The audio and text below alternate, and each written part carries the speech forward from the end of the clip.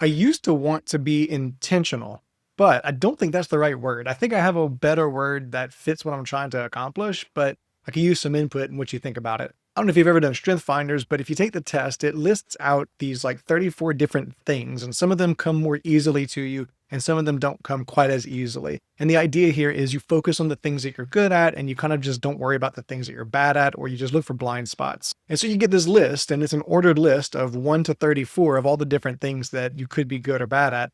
And one of the last things on my list is focus. I have such a hard time just digging in and focusing on things. I do much better if I'm flitting from one thing to the next. And what I found in me is that what that causes me to kind of react to things. I can easily spend the whole day just in my email inbox or just looking at client communications and just reacting to things the entire day and not really setting an intentional thing that I want to do or a direction and just really react to things. And sometimes like that's whenever I feel most engaged and most on fire, as if I'm like just reacting to things and putting things out. But that's not really like the best way for me to get ahead on things. And so whenever I recognized this about myself, I decided that I wanted to be more intentional. I wanted to have more intention about how I spent time during my day. And so I did different things like setting up planners, tried time blocking. I did all these other things. I tried setting aside time in the morning to really plan out the day and how I was going to do things. And what I found is that the word intentional really wasn't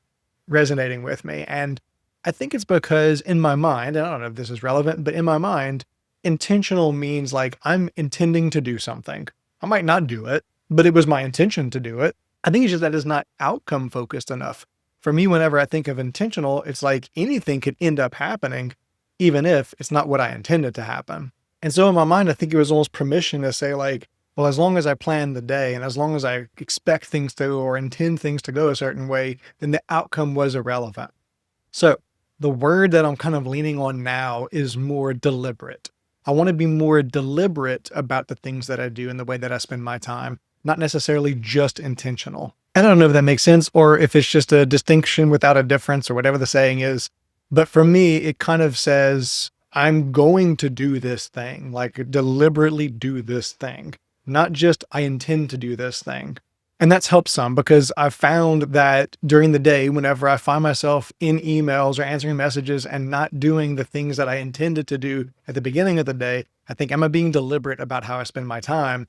And thinking of it that way, just that change in words has kind of really helped me to refocus whenever I notice that I'm starting to get distracted. But something else that I noticed is there are days where I allow myself to flip back and forth between things instead of trying to stay focused for hours at a time. And whenever I let myself do that, I'm sometimes more productive. Like I do think that there's value in being able to sit down and focus for a few hours at a time and really, really dig in and do that deep work. But I also think it's really important for us to work aligned with the way that we work best. And so I've done two different things that kind of work alongside the fact that I have trouble focusing for long periods of time.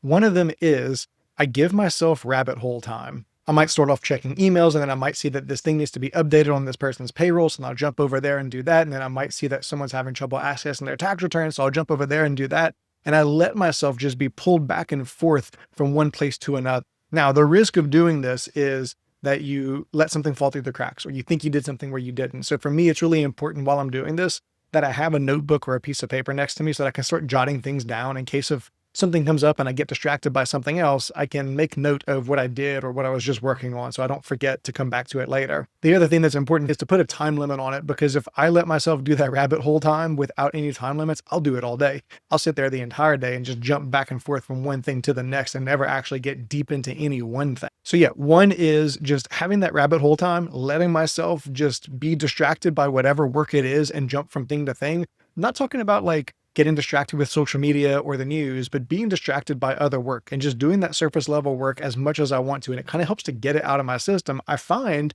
sometimes I actually get like an adrenaline rush and it kind of gives me the energy that I need to be able to go into the focus task whenever that rabbit hole time is finished. And the second thing that I've been experimenting with recently is letting myself not be bound by the typical 8 to 5.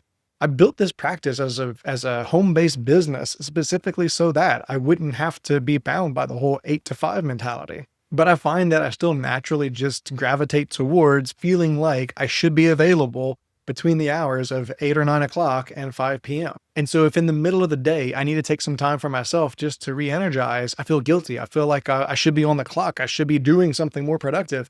And I don't give myself credit for the fact that that evening I might be working until 6 or 7 o'clock. So I've found that my like ideal focus time is actually from about 4 to 4:30 p.m. to 6:30 or 7 p.m. And that's not really very convenient when you've got a large family and you have suppers to cook and meals to eat. But I do find that if we can work out the schedule, then if in the early afternoon, whenever I'm just dragging and tired, if I can go take a walk, get some sunshine, read a book and take a break, then I come back even more energized and I can focus, like really, really focus from 4 to 6 or 4 to 7 p.m. And that kind of goes into this whole work from home virtual lifestyle or whatever, is that if I'm not going to confine myself to 8 to 5 and I'm going to be okay with doing personal or family things during the traditional workday, then I also need to be okay with working in what would typically be a day off or typically be off hours. And that's been a big adjustment, not just for me, but for my family too, to understand that, like, yes, daddy has to be in his office Saturday morning during tax season, but he took Friday afternoon off. So there's trade-offs there. If I'm not careful, I can let it go too much one way or the other, or I can over justify working all the time. But it's been really helpful for me to recognize the times of day that are best for different things. Like my first morning time, or I guess actually whenever I first wake up, I need to do like that. I need to do a walk. I need to do some reading time. I can't just jump straight into work. But my first like work task that I do in the morning, let's say from 8 to 9 o'clock or 9 to 10 o'clock, needs to be rabbit hole time. I need to have permission to jump back and forth between random things that have just popped up. I need to get that out of my system. The rest of the morning, I'm typically really good at analytical stuff. I can read statements, I can read graphs, I can look at numbers, I can connect things. Early to mid afternoon, I'm pretty useless. I need to be doing some light level work. I need to be doing some easy things, maybe some emails. I need to be doing just some more systematic things. But then that 4 to 6 p.m. time, that's when I could really, really dig in and just really do that more complicated work, the things that I really need to focus on. So what have you found to be your ideal balance? Are you aware of your working style? Are you aware of what the best time of day is for you to do different type of work, of how long you can really focus on one thing before needing to take a break? And is there really a difference between being intentional and being deliberate? Is there a better word that I should be looking for? Y'all are authors, so y'all are good at the words.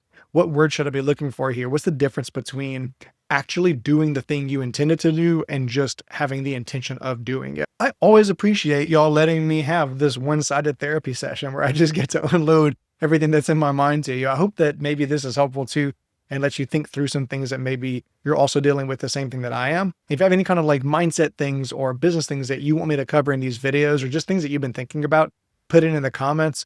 If you want to have more one-on-one or one-to-group conversations about these kinds of things, check out Author Unlimited. I'm going to put the link in the description. It's our community for authors where we have conversations like this. We get on these coffee chat calls or office hour calls and just talk about business and the mindset of running an author business. I'm hoping to see you in there, but otherwise I will see you here next time.